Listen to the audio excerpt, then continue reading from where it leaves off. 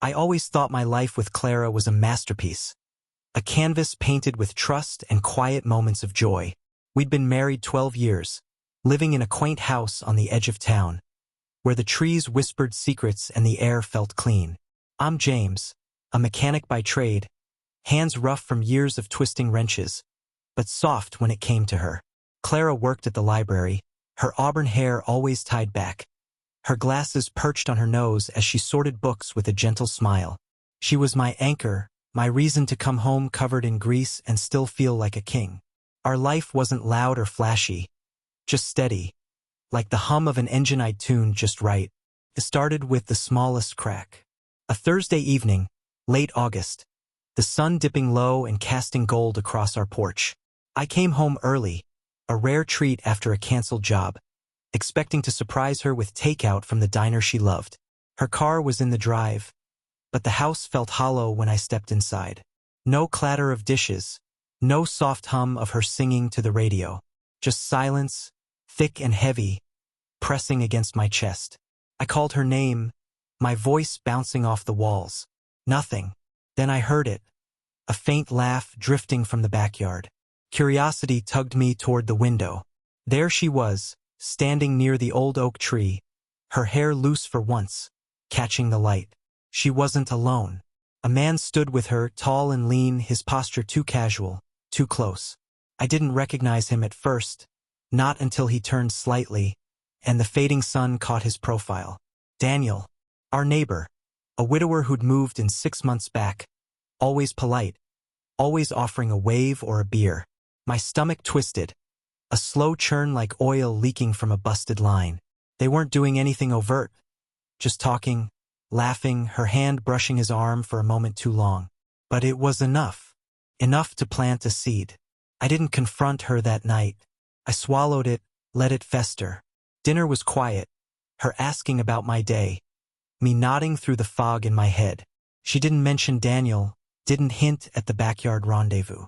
I watched her closely, searching for a tell. A flicker in her eyes, a hesitation in her voice. Nothing. She was the same Clara, pouring coffee, kissing my cheek before bed.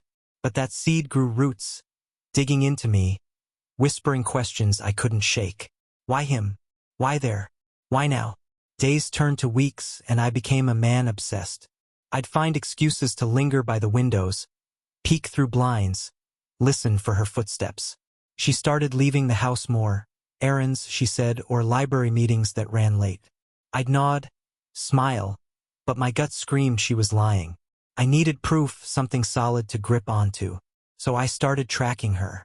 Subtle at first, checking her mileage, noting the times she left and returned. Then bolder. One night, I followed her, my truck rumbling a block behind her sedan. Headlights off, heart pounding like a piston. She didn't go to the library. She pulled into Daniel's drive, slipped inside his house like it was hers. I sat there, engine idling, the world tilting under me. The air in my truck felt suffocating that night. Windows cracked, but no breeze to ease the heat building in my chest. I watched Clara disappear into Daniel's house, the door shutting behind her with a soft thud I couldn't hear but felt in my bones. My hands gripped the steering wheel, knuckles white, the leather creaking under my palms. 1,000 thoughts collided, storming in, dragging her out, smashing his smug face into the wall. But I didn't move. I sat there, a statue of rage and disbelief, letting the scene burn into my skull.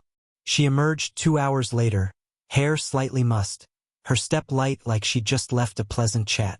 She drove home, oblivious to me, trailing her like a shadow. When she walked through our door, I was already on the couch, pretending to read the paper. She smiled, kissed my forehead, said she'd had a long day. I nodded, my jaw tight, tasting the lie on her lips. That night I couldn't sleep. I lay beside her, her breathing soft and even, while my mind raced. How long had this been going on? Was it just talking? Or something deeper? Something that carved a hole in me I couldn't name? I needed more than suspicions. I needed evidence, cold and undeniable, to shatter the illusion she'd built around us. The next morning I called in sick, first time in years, and waited for her to leave. She headed to the library, or so she said, her purse slung over her shoulder. A wave tossed my way. Once her car vanished down the road, I tore through our house like a man possessed. Drawers, closets, her desk. Anything that might hold a clue.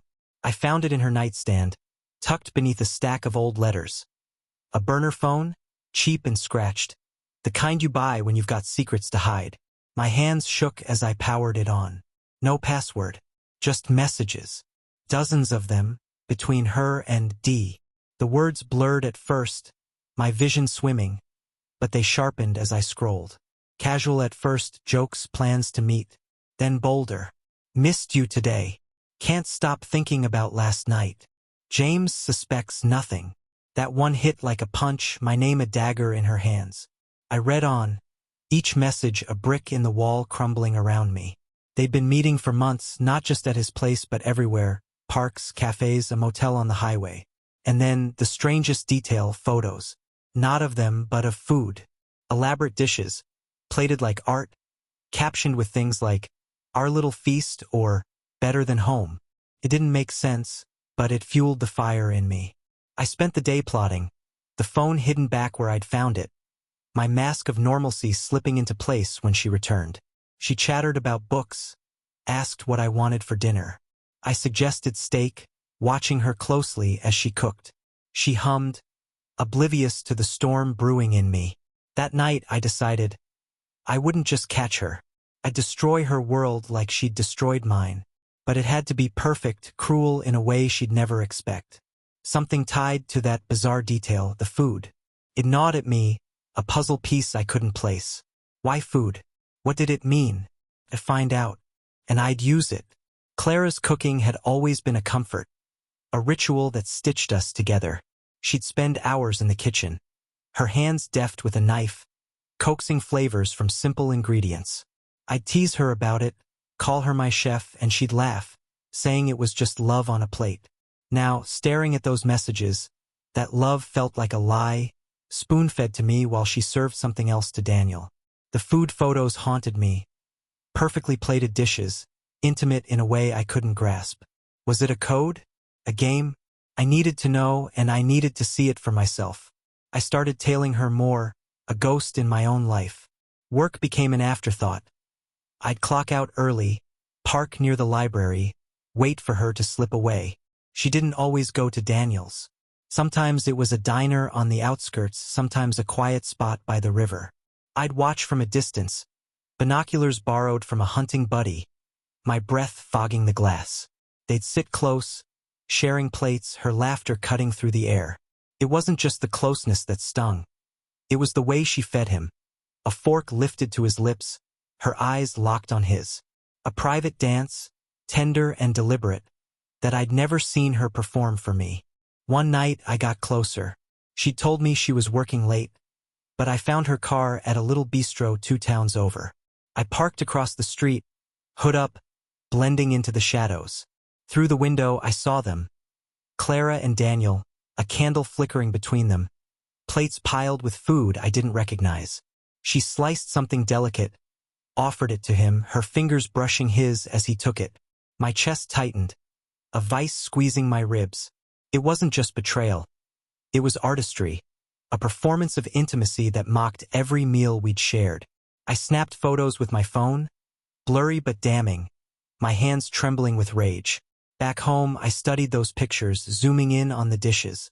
Rich sauces, vibrant greens, things she'd never cooked for me. I cross-referenced the messages, piecing it together. They weren't just eating, they were creating. Recipes swapped, meals planned. A secret world built on flavors and stolen moments. It hit me then, her cooking, our dinners, had been a shadow of what she gave him. I'd been eating leftovers of her heart, scraps from a table set for someone else. The realization fueled me, sharpened my resolve. Revenge wasn't enough. I'd take that world and twist it into something she'd choke on. I started small, testing her. Make something new tonight, I'd say, watching her hesitate. She'd whip up a casserole, nothing like the feasts in her photos, and I'd eat in silence, plotting. I bought a camera, tiny and discreet, hid it in the kitchen. The next time she cooked, I reviewed the footage. Her hands moved differently, hurried, like she was hiding something. I dug deeper, found a notebook in her car, scribbled with recipes titled, Dee's Favorite or Our Night. It was a map of her infidelity, written in her own hand. I kept it, my blueprint for what came next. The notebook became my obsession, a relic of her double life I couldn't let go. Pages filled with her neat script, dishes like Daniel's saffron risotto or our midnight soufflé, each one a stab, a reminder of what I'd lost. I'd sit in my truck, parked in the dark, flipping through it, the paper creasing under my grip. She'd hidden it well, taped under the passenger seat, but I'd found it during one of my searches. It wasn't just recipes. It was a diary of them, notes in the margins about his smile, his laugh, the way he savored her cooking. I wanted to burn it, but I didn't. I needed it. It was my weapon. I started mirroring her lies. Late shift, I'd say, kissing her cheek as I left, but I'd circle back, watch her slip out to meet him. The camera in the kitchen caught more. Her prepping meals she'd never serve me, packing them in containers, humming tunes I didn't know. She'd leave with a smile, oblivious to my surveillance. I followed once, saw her hand Daniel a dish at his door, saw him pull her inside. I didn't need to see more. The food was their bond, their language, and I'd turn it against them. I researched, late nights on my laptop, digging into culinary arts, flavors, techniques. I wasn't a cook. My hands were built for engines, not stoves, but I learned. I studied her recipes, memorized every step. Then I practiced, alone in the garage, pots simmering on a camp stove, the air thick with spices. I burned half of it, cursed through the mess, but I kept going. I had to master it, make it better than she ever did. The plan took shape. I'd host a dinner, invite them both, serve her own creations back to her. Twisted, tainted, a mirror of her betrayal. Clara noticed the shift in me. "You're different," she said one morning, her brow furrowed over coffee. I shrugged, said work was tough, but her eyes lingered, searching. She didn't suspect the depth of my knowledge, didn't know I'd cracked her code. I kept up the act, distant but not cold, present but not prying. She relaxed, kept her routine, and I kept building. I bought ingredients, rare ones from her notebook, hid them in the garage. I tested my first dish, her saffron risotto, and it was good, too good. I smiled for the first time in weeks, tasting victory in the bite. The cruelty of it crystallized. I wouldn't just expose her. I'd outdo her, take the one thing she gave him, her culinary soul, and make it mine. Then I'd serve it, watch her eat it, watch her realize too late what I'd done. I'd invite neighbors, make it a spectacle, let her squirm under their eyes. Daniel would be there, smug until the trap snapped shut. I didn't know the final twist yet, but it would be brutal, a reckoning plated in perfection. I had time. I'd wait for the right moment, let her dig her own grave a little deeper. Weeks bled into months, and I became a shadow of myself, a man sculpted by vengeance. Clara carried on, her lies polished now, seamless as she kissed me goodbye each morning. I'd nod, play the part, but my mind was elsewhere. Simmering in the garage, perfecting her recipes, plotting the night that would unravel her. I'd mastered 5 dishes from her notebook, each one a triumph over her secret world.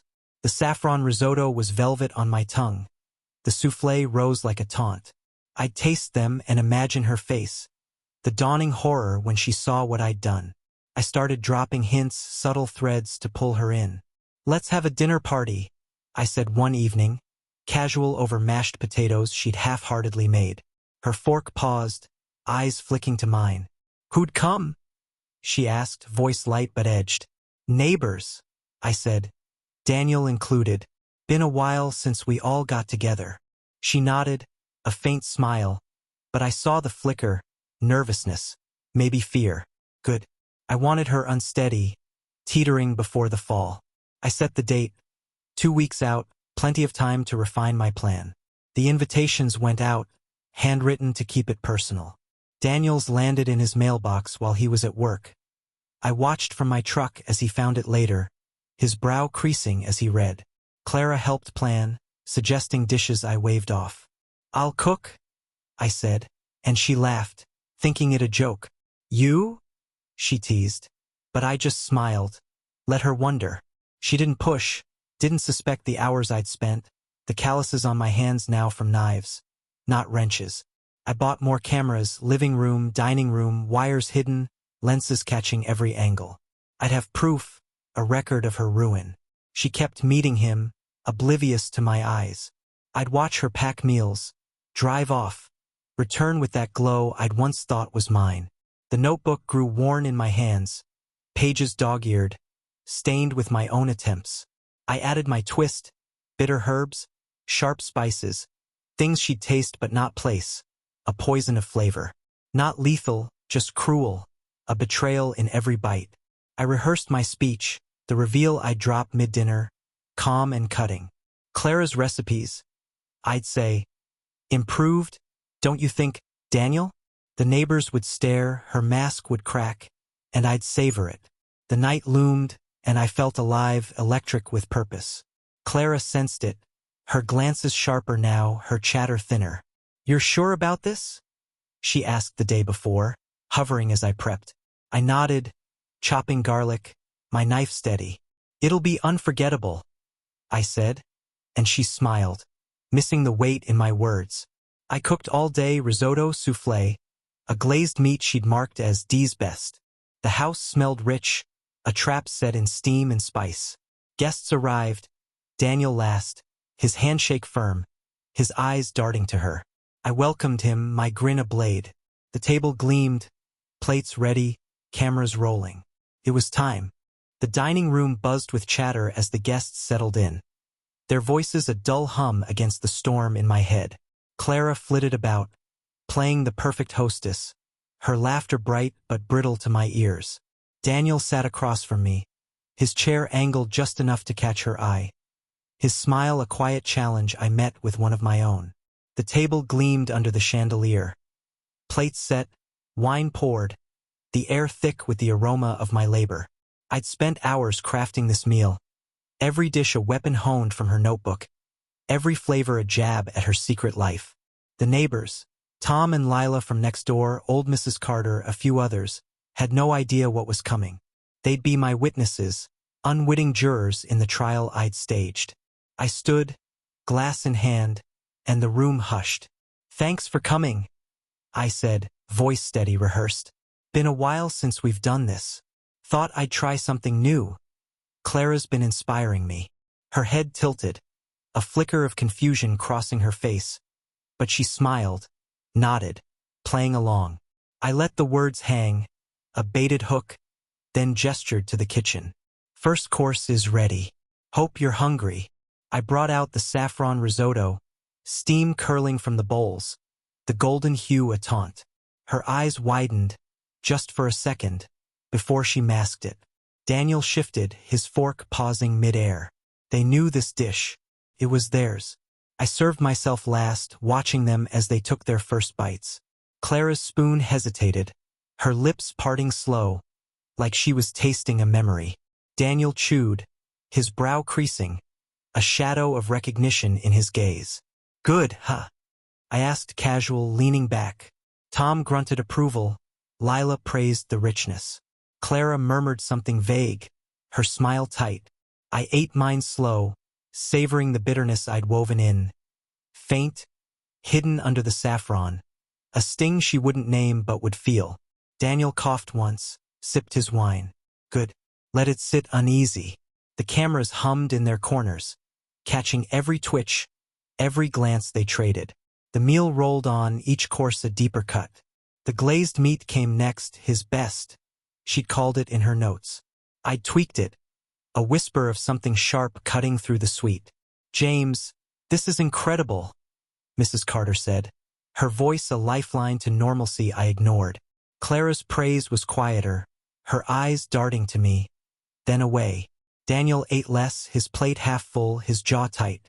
I kept my grin, refilled glasses, played the doting host while the trap tightened. They didn't know yet, not fully, but the air had shifted thicker, heavier, like the moment before a storm breaks. By the time the soufflé hit the table, the room was a pressure cooker. It rose perfect, light as a lie, and I cut into it with precision, serving her first. "Your favorite, right?" I said, locking eyes with her. She froze, fork trembling, then nodded, a laugh too high-pitched. Daniel's hand clenched under the table. I saw it, the camera would too. The neighbors ate on, oblivious, their chatter a backdrop to the silent war I'd ignited. I leaned forward, voice low so only she'd hear. "Tastes better than the original, don't you think?" Her face paled, but she swallowed, played it off. I sat back, the night still young, my revenge just beginning. The soufflé sat half-eaten on her plate, a crumbling monument to her unease. I watched her push it around, her fork scraping porcelain, while Daniel sipped his wine too fast, his glass emptying quicker than the rest. The neighbors prattled on. Tom about his garden, Lila about some book club. Their voices a shield I'd pierce soon enough. I cleared the table slow, deliberate, letting the tension stew. Clara stood to help, but I waved her off. "Sit, enjoy," I said, my tone warm, my eyes cold. She sank back, fingers twisting her napkin. She knew something was off, but not how deep the cut went. Not yet. In the kitchen, I checked the footage on my phone, a quick glance at the feed. The cameras had caught it all, her hesitation, his discomfort, the glances they couldn't hide. I smiled, a grim slash across my face, and prepped the next move. Dessert wasn't in her notebook, but it was hers all the same. A tart, sharp with citrus, laced with a bitterness I'd perfected in the garage. I'd named it Clara's Secret in my head, a private joke she'd choke on. I plated it, the slices gleaming like shards of glass, and carried it out, the final act before the curtain rose. "Something special," I announced, setting it down. "Made it with Clara in mind." Her laugh was weak, a reflex, as I served her a generous piece. Daniel got the same, his eyes narrowing as he took it. The neighbors dug in, praising the tang, the balance. I watched her bite, her throat working as she swallowed, the faint wince she couldn't hide. "Too sour?" I asked, all innocence. She shook her head, forced a smile.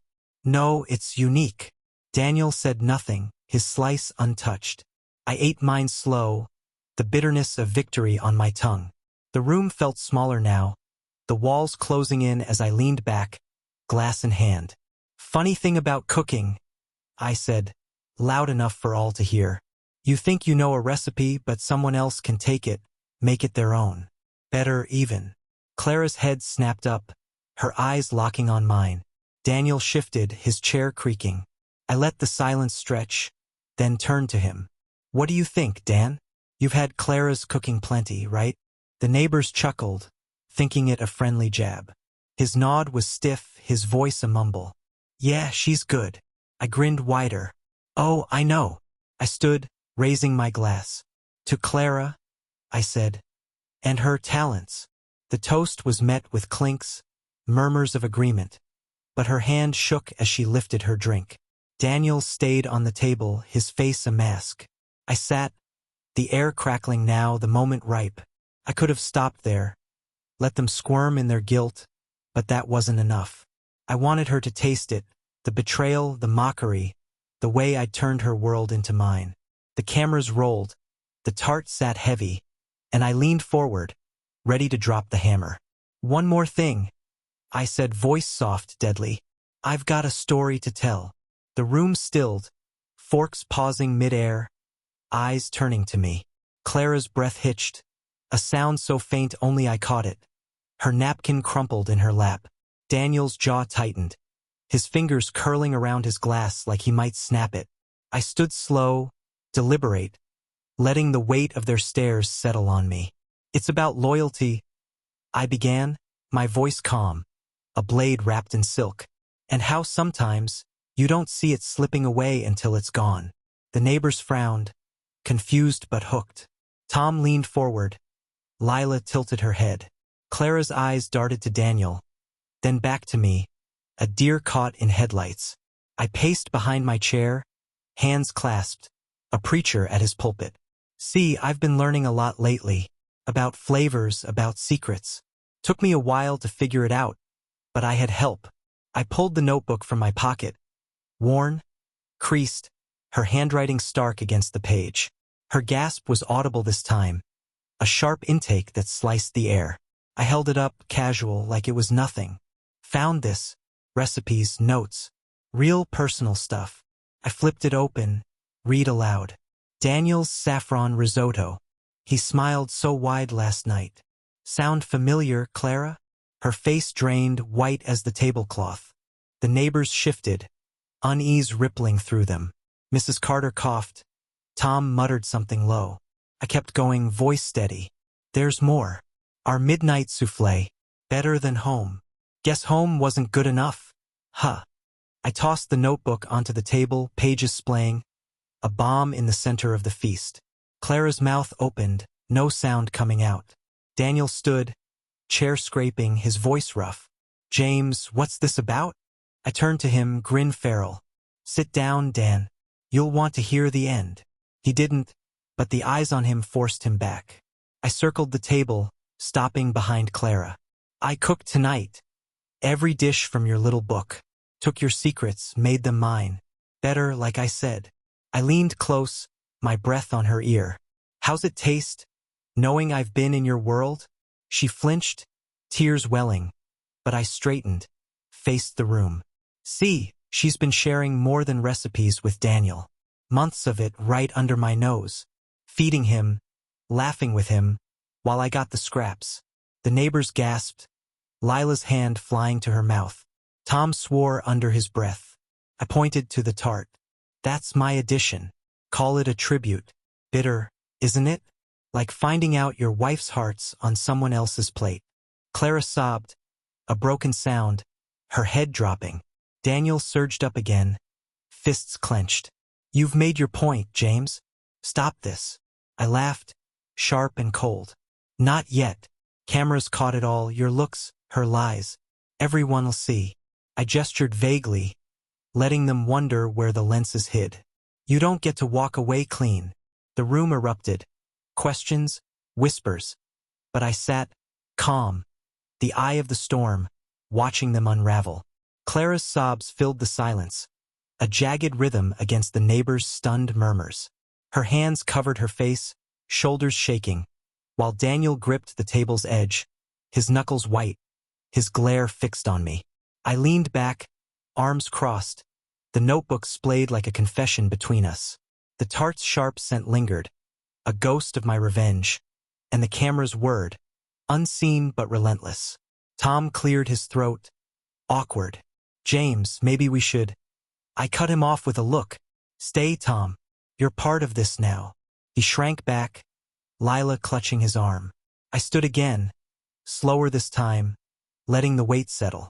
You're wondering why, I said, eyes on Clara. Why I didn't just leave or yell or walk away. Because that's too easy. You built something behind my back, something you thought I'd never touch. So I took it. I tapped the notebook. Every dish, every memory you scribbled down. I claimed it, cooked it, perfected it, fed it to you. Her head snapped up, tears streaking her face, realization dawning. You knew. Her voice cracked, small, a child caught in a lie. Knew? I laughed, low and dark. I followed you, Clara. Watched you sneak off, pack your little meals, slip into his house. Saw you feed him, laugh with him, like I didn't exist. I turned to Daniel. And you, smirking over your plates, thinking you'd won. How's it feel eating my version now?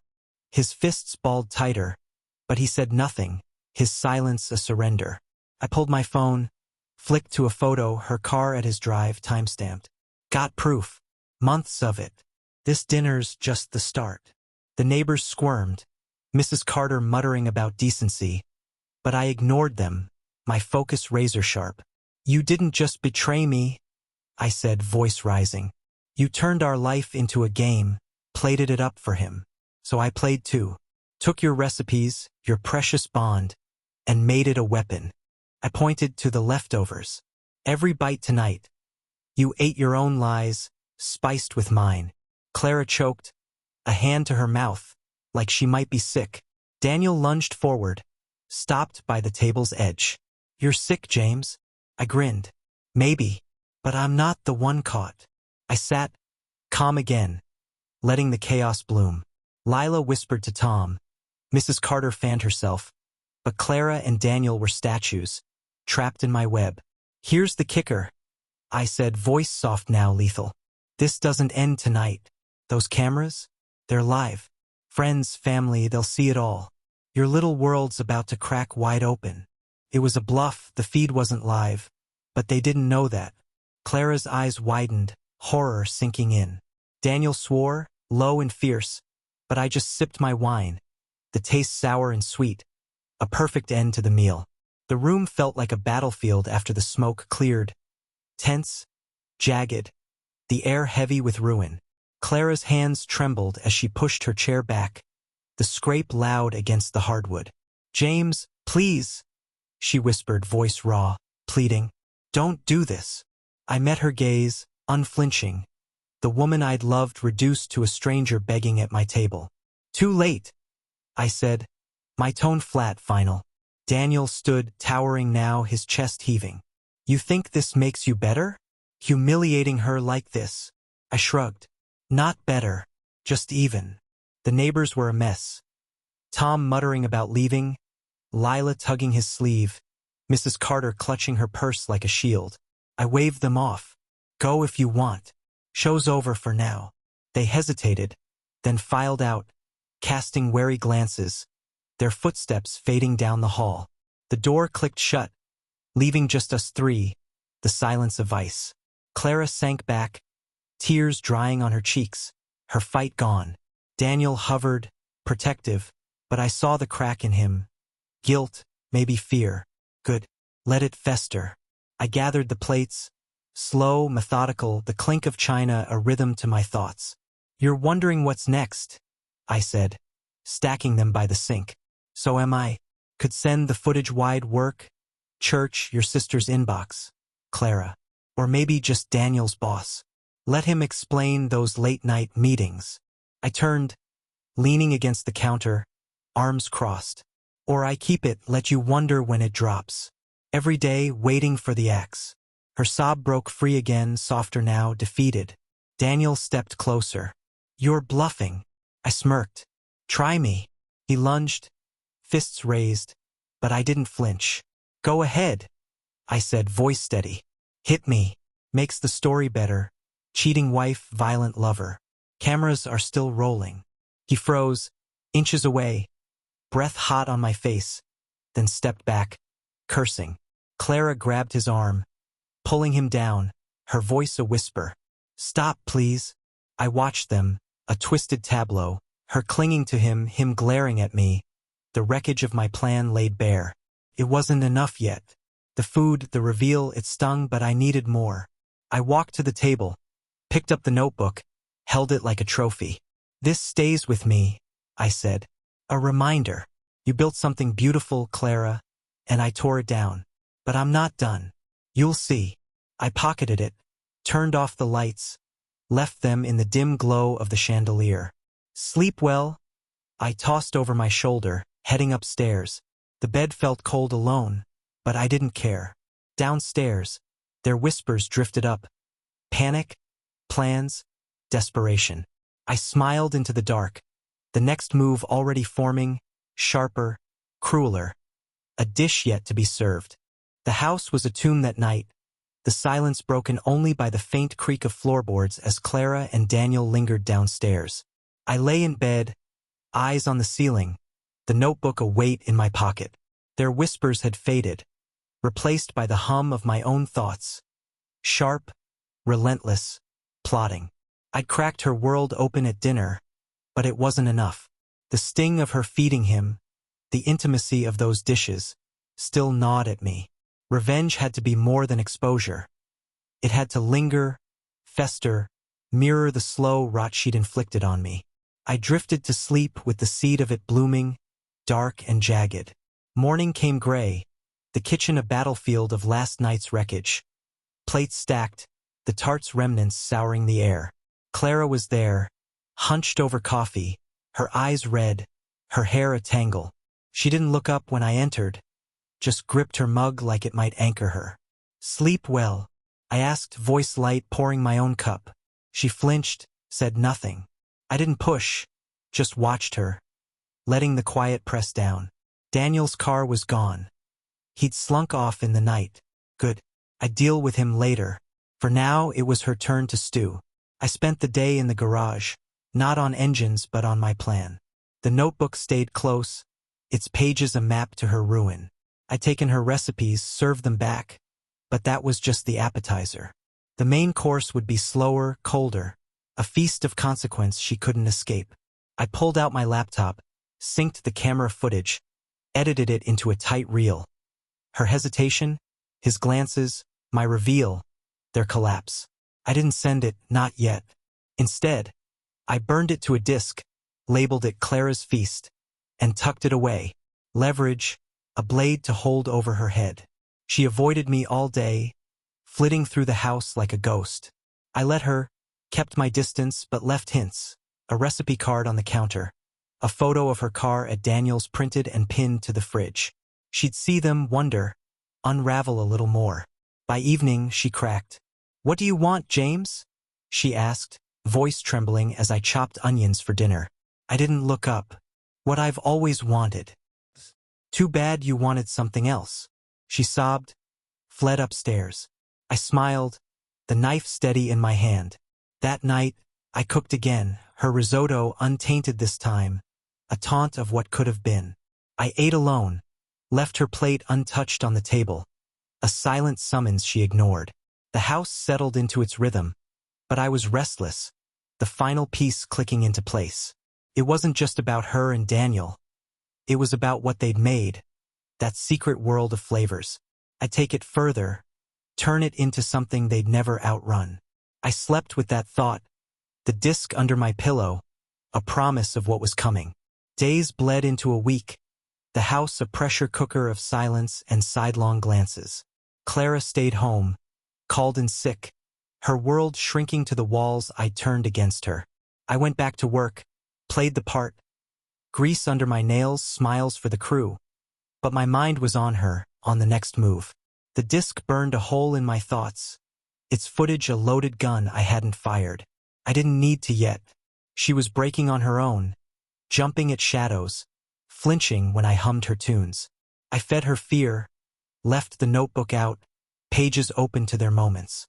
She'd see, remember, ache. Daniel called once, his voice rough through the static. "Leave her alone, James. You've done enough." I laughed short and sharp. "Not even close. Stay tuned." I hung up, picturing his face, the smugness gone. He'd get his share, but Clara was first. She'd built this, plated it up, and I'd make her swallow every bite. I started cooking more, filling the house with her scents, saffron, citrus, the tang of their nights. She'd walk in, freeze, then retreat, her appetite gone. I'd eat alone, savoring the control, the way I'd reclaimed her craft. I dug deeper, found more.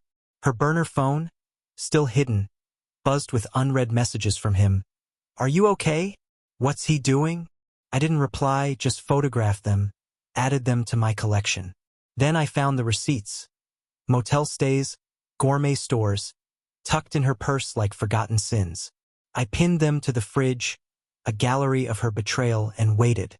She saw them that night, gasped, tore them down. "Stop it, James!" she yelled, voice cracking. I leaned against the counter, calm. "You stopped us. I'm just finishing the meal." The plan sharpened. I'd host another dinner, not for neighbors but for her family. Her sister, her parents, all the people she'd bragged to about our perfect life. I'd cook her recipes, play the footage, let them see the woman behind the apron. But there was a twist, something crueler, tied to the food itself.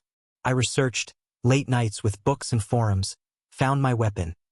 A rare spice, harmless but potent, known to linger on the tongue, taint every flavor for weeks.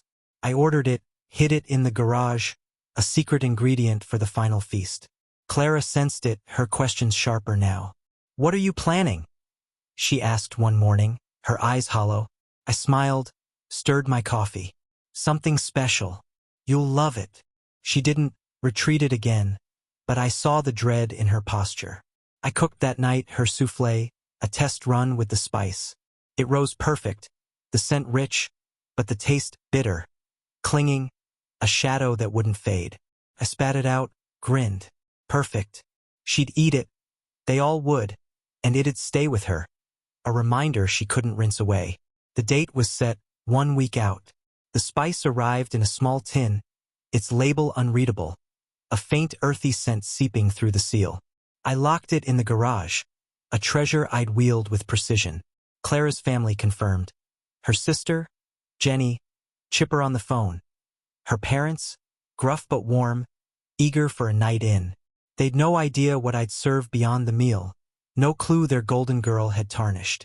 I prepped the menu, all her dishes, risotto, glazed meat, that cursed tart, each laced with the spice, a slow poison of taste. She'd watch them eat, know it was her doing, twisted by my hand. Clara grew quieter, a shell pacing the house. I'd catch her staring at the fridge, the empty spots where her receipts once hung, her hands ringing. "Talk to me," she'd whisper sometimes, voice small. I'd shrug, keep cooking, let the aromas choke her. She stopped eating my food, nibbling bread or nothing, her frame thinning. I didn't care. She'd starved me of trust. This was her fast. I tested the spice again, mixed it into a sauce, ate a spoonful. The bitterness hit, then lingered, every sip of water after tasting wrong. I laughed, imagining her face, her family's confusion. Daniel showed up midweek, pounding the door, his eyes wild. "You're killing her, you bastard," he yelled, shoving past me. Clara rushed down, pale, pulling him back. "Go, Dan, please," she begged. I stood, arms crossed, watching. "Stay for dinner," I said, mock-sweet. "Got something new to try." He glared, but she pushed him out, the door slamming. I smirked, turned back to my pots. He'd get his taste soon enough, invited or not. He'd be there when the hammer fell. I added his name to the list, a guest of honor. The night before, I cooked a dry run, full spread, spice in every dish. I ate small bites, felt the taint spread, a ghost on my palate. It was subtle, insidious, perfect. I plated it, set the table, left it out for her to find. She did, morning light catching her stumble into the dining room, her gasp loud in the stillness. "What is this?" she croaked, staring at the feast. "Practice," I said, sipping coffee. "Big day tomorrow." She backed away, trembling, but I saw the question in her eyes. She knew something was coming, just not how sharp the claws would be. I spent the day refining. Cameras rehidden, disc ready, the spice measured out. Clara stayed upstairs, door locked, her surrender a quiet victory. I hummed her tunes, loud enough to drift up, a needle in her silence. The house smelled rich, deceptive, a lure for the trap. Evening fell, and I sat with the notebook, tracing her words, her love for him in every line. Tomorrow, I'd burn it all, her recipes, her pride, her family's trust. Down to ash she'd taste for weeks. I slept sound, the tin beside me, a soldier's weapon primed. The day broke crisp, the sky a cold slate over our house. I rose early, the kitchen my battlefield, pots simmering by noon. Clara's family arrived at 6. Jenny with her husband, her parents shuffling in, coats shed, smiles wide. "Smells amazing, James," Jenny chirped, hugging me. I nodded, played the host, while Clara hovered, pale and mute, her apron a prop she'd barely tied. Daniel came last, uninvited but expected, his knock sharp. I let him in, grin tight. "Couldn't miss it, huh?" He glared, took a seat, Clara's eyes darting between us. The table was set, cameras rolling, the disc in my pocket. I served the risotto first, steam curling, the spice's faint edge hidden in the saffron. They ate, praised the creaminess, oblivious to the taint. Clara took a bite, froze, her spoon clattering. "Something wrong?" I asked, all concern. She shook her head, forced another, her throat working hard. Daniel ate slow, wary, his jaw tight. Next came the meat, glazed and sharp. Then the tart, its citrus now a bitter lie. Jenny winced, laughed it off. Tangy! But her father frowned, sipped water, frowned again. The spice was working, clinging, a shadow they couldn't shake. Mid-meal I stood, glass raised. A toast, I said, to family and truth. Their glasses lifted, hesitant now. I pulled the disc, set it spinning on the table. Made a little film too. Clara's story. Her mother blinked, confused. What's this, James? I smiled cold. Watch. I flicked on the TV, the footage rolling, her sneaking off, feeding Daniel, the dinner reveal. Gasps rippled, Jenny's hand flying to her mouth. Clara sobbed, "Stop it." But I didn't. Daniel lunged, knocked the remote, but it played on, their secret splayed for all. Her father stood, voice thunder. "Clara, what's this mean?" She crumpled, words lost. I leaned in, calm. "She's been cooking for him, not me. I just borrowed her recipes. Added my touch." Jenny gagged, spitting tart. "What's in this?" I shrugged. "Something special. Stays with you." Her mother clutched her throat. Water useless. The taste stuck. Daniel roared. "You poisoned us?" I laughed. "No, just flavored your memory. Weeks of it. Every bite ruined." They stared, horrified, as I sat, sipped wine, the only one untouched. The room erupted. Yells, tears. Clara's pleas drowned in the chaos. Her father dragged her aside, Jenny cursing Daniel, who stormed out, retching. I watched, still, the spices echo my triumph. They'd leave, but the taste would stay. Her betrayal branded on their tongues. Her family's trust shattered. Her world ash. I cleared the plates, humming, the disc still spinning, a trophy of the night I'd won. The house emptied fast, a whirlwind of coats and accusations. Clara's father hauled her out, her mother trailing, face gray, spitting into a napkin. Jenny lingered, glaring, then left with a slammed door. Daniel was gone, his car peeling away, the taste of my revenge choking him down the road. I stood in the dining room, alone, the table a mess of half-eaten lies, the air sour with spice and ruin. Clara didn't come back that night. Stayed with her parents, I'd guess, her life unmoored. I didn't care. I carved my piece, plated it, served it cold. I cleaned slow, methodical, the camera's off now, their work done. The disc went into a lockbox, a relic of her fall, mine to keep or wield again. The spice tin sat empty. I'd used it all, a final flourish. I tasted the leftovers, felt the bitterness linger, and grinned. They'd feel it too. Every meal a reminder, weeks of her sins staining their palates. I'd read it right. The spice's effect could last a month, maybe more, a slow torture I'd gifted them. Her family wouldn't forgive, not with that taste tying them to the truth. Days later, word spread. Neighbors whispered. Jenny called once, furious, then cut ties. Daniel's truck vanished. He'd bolted, I heard, job lost after I mailed his boss a snippet of the footage. Clara surfaced once, gaunt, begging at the door. "James, undo it," she pleaded, meaning the spice, the shame, all of it. I leaned close, voice low. "You fed him my life. I fed you yours. Live with it." She crumpled, left, and I shut the door, the lock clicking like a gavel. The house was mine now, quiet, stripped of her. I cooked again, plain food, no spice, just salt and heat, reclaiming the stove. The notebook stayed, a keepsake I'd never burn. Its pages a victory lap. People stared in town. Some nodded, others turned away. I didn't care. I'd lost her long before, but I'd won the endgame. Turned her betrayal into a dish they'd never forget. A flavor of justice that outlasted her tears. I ate alone, smiled, the taste finally mine. Months on, the spice faded for them, I'd bet, but not the wound. Clara's name faded too. A ghost in gossip, her life a shadow of what we'd had. I rebuilt, new locks, new routines, the garage humming again. Revenge was done, but its echo stayed with me, sharp and sweet, a recipe I'd perfected. I'd never cook her dishes again, but I'd won the table, the story, the last bite, and that was enough.